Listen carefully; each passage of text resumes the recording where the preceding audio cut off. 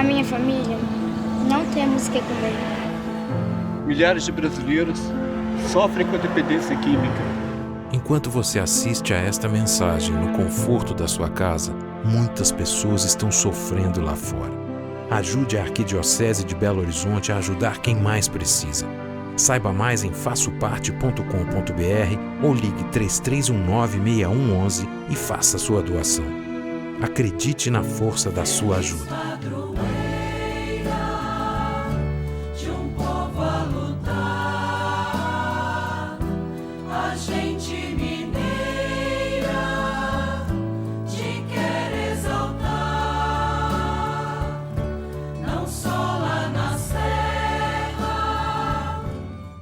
Amado irmão, amada irmã, saúde e paz.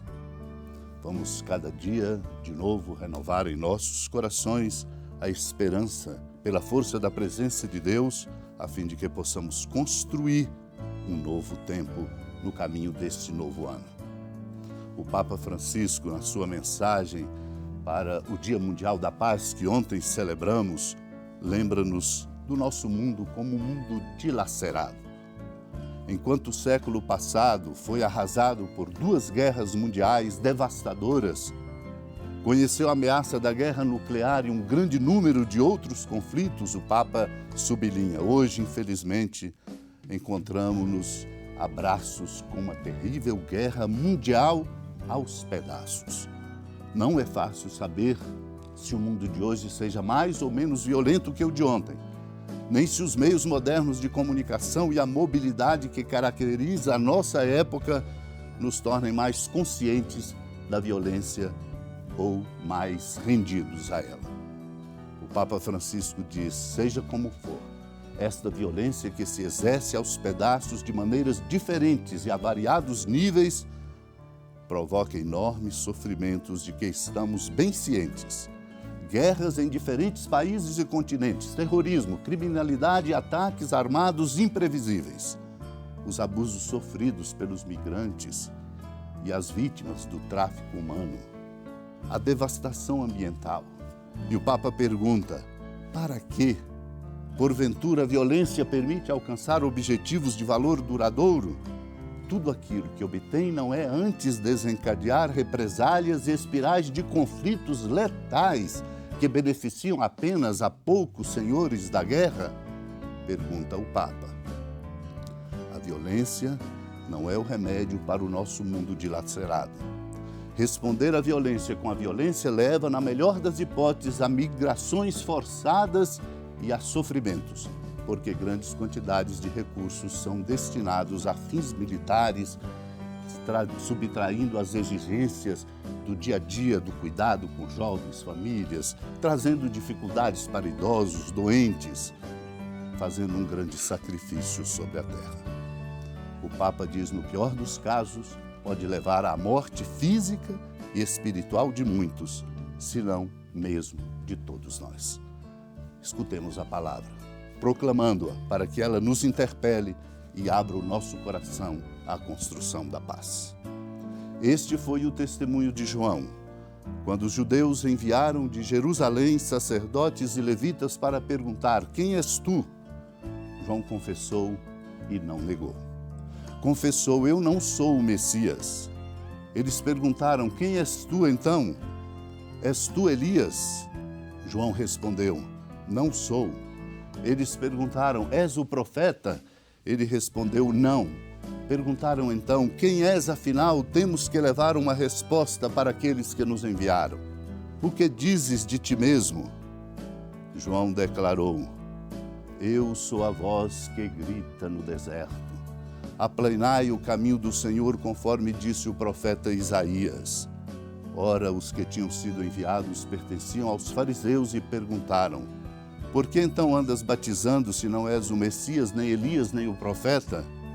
João respondeu: eu batizo com água, mas no meio de vós está aquele que vós não conheceis e que vem depois de mim. Eu não mereço desamarrar a correia de suas sandálias. Isso aconteceu em Betânia, além do Jordão, onde João estava batizando. Amado irmão, amada irmã, o testemunho de João, diante dos judeus que enviaram a Jerusalém sacerdotes e levitas para lhe perguntar acerca de sua identidade. Quem és tu? O testemunho de João, quando é dado sobre ele, na verdade, é o testemunho dele, dizendo-se como aquele que clama no deserto e convida a aplainar os caminhos do Senhor, para apontar que, na verdade, tudo se constrói. E se constrói bem quando Ele, Cristo, é o centro da nossa vida. Por isso ele diz, eu não sou o Messias. E queriam saber quem ele era, com muitas perguntas. Quem és então? És tu Elias? Não sou. És o profeta? Não. Quem és afinal? Queriam saber. Queriam saber porque tinham que levar uma resposta para aquele que os enviaram. O que dizes de ti mesmo? Aqueles que enviaram, os que vieram perguntar, deveriam saber. Deveriam saber se procurassem com toda a sinceridade da alma quem é o Messias. Deveriam saber que João estava ali indicando a presença do Messias, que se não procurada e se não percebida, as respostas nunca serão dadas. Por isso João diz, eu sou a voz que grita no deserto, aplainai o caminho do Senhor, como disse o profeta. Eles, na verdade, queriam saber para que os fariseus aprendessem aquilo que eles já deviam ter aprendido. Deviam ter aprendido e não aprenderam, porque estavam presos em tradições, em interpretações inadequadas do caminho, não percebendo os sinais de Deus, o que acontece com qualquer um de nós, na medida em que nós estamos fechados à percepção dos sinais de Deus. Os sinais que Deus nos dá não nos ajudam a progredir e a caminhar na direção dele, no caminho do amor. Os fariseus então perguntaram, por que então andas batizando, se não és Elias, nem Messias, nem o profeta? João então dá um testemunho importante para fazer compreender a novidade da presença de Cristo na vida de todos nós. Eu batizo com água, diz ele, mas no meio de vós está aquele que vós não conheceis e que vem depois de mim. Eu nem mereço desamarrar a correia de suas sandálias.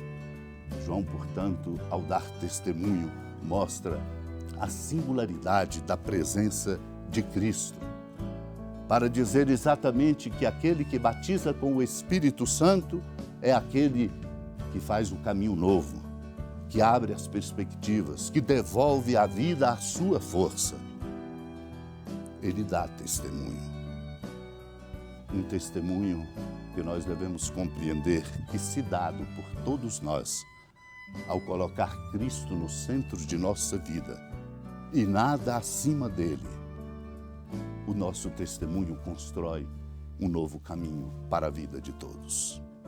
Por isso quero aqui lembrar, ao celebrarmos hoje, nesse tempo do Natal, com alegria, a memória de São Basílio Magno e de São Gregório de Nazianzo, 2 bispos, doutores da Igreja, grandes amigos, lembrar do testemunho deles, para que nós possamos nos inspirar e nos empenhar no nosso próprio testemunho. Eles diziam assim como cada pessoa tem um sobrenome recebido de seus pais, ou adquirido de si próprio, isto é, por causa da atividade, orientação de sua vida, para nós a maior atividade e o maior nome era sermos realmente cristãos e, como tal, reconhecidos. Amados e amadas de Deus, vamos contribuir com a paz, dando testemunho, proclamando a palavra e dela nos fazendo ouvintes, para que assim, dando testemunho, nós possamos ajudar o mundo a conhecer Cristo e a buscá-lo e colocá-lo como centro da própria vida. E aí nascerá a verdadeira paz. Procuremos e nisso nos empenhemos. Hora da piedade, Mãe Virgem do Cristo Lembrai-vos, ó piedosíssima Virgem Maria, que nunca se ouviu dizer que alguém daqueles que, tendo recorrido à vossa proteção, implorado a vossa assistência e reclamado o vosso socorro, tenha sido por vós desamparado. Animado com igual confiança, a vós recorro, ó Virgem das Virgens, e gemendo sob o peso dos meus pecados, me prostro a vossos pés. Não desprezeis as minhas súplicas, ó Mãe do Verbo encarnado, mas dignai-vos de as ouvir propícia e de me alcançar o que vos peço. Amém. Feliz padroeira de um povo a lutar, a gente mineira te quer exaltar, não só lá na serra, tu és esplendor de toda esta terra, também és fulgor. Com a alegria da ermida da padroeira do estado de Minas Gerais, a Senhora da Piedade, que da sua casa de clemência e bondade nos acompanha e nos abençoa do alto da serra, magnífica arquitetura divina.